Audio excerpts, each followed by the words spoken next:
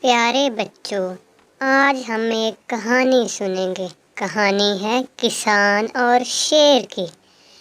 ایک کسان تھا، اس نے جوار بوئی۔ جب فصل پک گئی، ایک شیر آیا اور کھیت میں گھس گیا۔ کسان ایک چھپر پر بیٹھا ہوا تھا۔ شیر نے اسے کہا، نیچے اترو، میں تمہیں کھا جاؤں گا۔ کسان نے کہا کہ ابھی تو میں دبلا پتلا ہوں، میں ذرا کھا پی کر موٹا ہو جاؤں تو آپ مجھے پھر کھا لینا۔ شیر روزانہ آتا اور کہتا، میں تمہیں کھا جاؤں گا۔ کسان اس کے خوف سے لاغر ہوتا گیا۔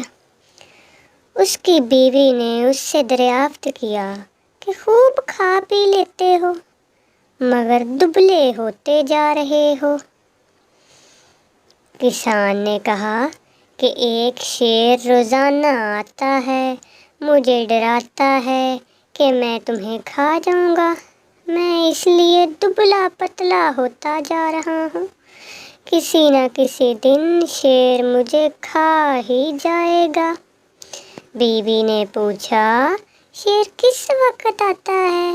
کسان نے کہا، دوپہر کو۔ پھر اس کی بیوی نے مردانہ کپڑے پہنے، گھوڑے پر سوار ہوئی، ہتھیار بھی اٹھا لیے۔ جوار کے کھیت میں آئی، اس نے دیکھا کہ شیر اس چھپر کے نیچے کھڑا ہے۔ بیوی نے آواز لگائی، اے کسان! کسان نے کہا، جی مالک۔ بیوی نے کہا، بادشاہ نکلا ہے شیروں کے شکار کے لیے۔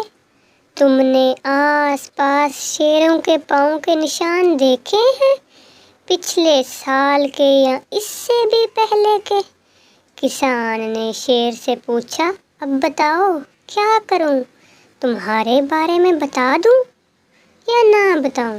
شیر نے کہا، ہاں یہ بادشاہ کا وزیر ہے۔ شیر نے کہا، اب مجھے ضرور بھگاؤ یہاں سے۔ کسان نے کہا، تم چپ رہو، میں چادر تمہارے اوپر ڈال دیتا ہوں۔ شیر سو گیا اور کسان نے اس کے اوپر چادر ڈال دی۔ پھر اس نے جواب دیا، اے سوار، میں نے شیر کے پاؤں کے نشان نہیں دیکھے۔ سوار نے پوچھا، وہ موٹی کالی چیز کیا پڑی ہوئی ہے شال کے نیچے؟ کسان نے کہا، یہ لکڑی ہے، میں نے اسے حقہ جلانے کے لیے رکھا ہوا ہے۔ بیوی نے کہا، اس کا کچھ حصہ مجھے کاٹ کر دے دو، میں بادشاہ کے لیے لے جاؤں گا، وہ بھی حقہ پیتا ہے۔ کسان نے شیر سے پوچھا، اب میں کیا کروں؟ شیر نے کہا، اب میرے کان کاٹ کر دے دو۔ کسان نے شیر کا کان کاٹ کر دے دیا۔ بیوی نے کہا، اس سے ذرا بڑا ٹکڑا دے دو۔ شیر نے کہا، اب دوسرا کان بھی کاٹ کر دے دو۔ کسان نے دوسرا کان بھی کاٹ کر دے دیا۔ بیوی نے غصے میں کہا، اس سے بڑا ٹکڑا کاٹ کر کیوں نہیں دے دیتے اس لکڑی کے تنے سے؟ پھر شیر نے کہا، اب میری دم کاٹ کر دے دو۔